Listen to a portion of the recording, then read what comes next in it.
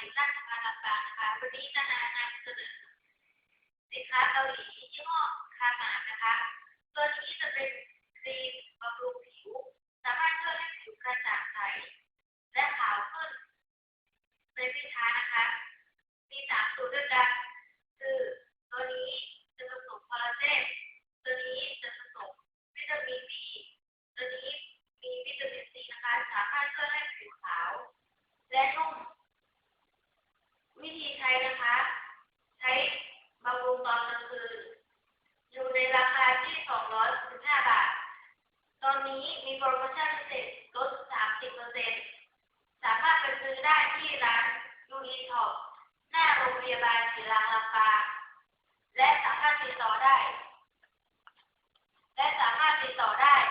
ที่ดิฉันตอนนี้นะคะหรือว่าทาง Facebook SUMALEE 340@hotmail.com นะคะ